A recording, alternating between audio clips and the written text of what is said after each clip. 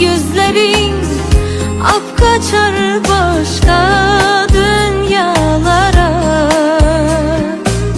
Arzularım aylantırdın rüyalara.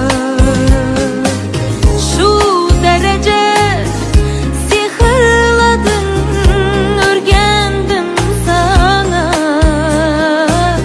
Allah'ım ne hediyesi sen verilgen bana.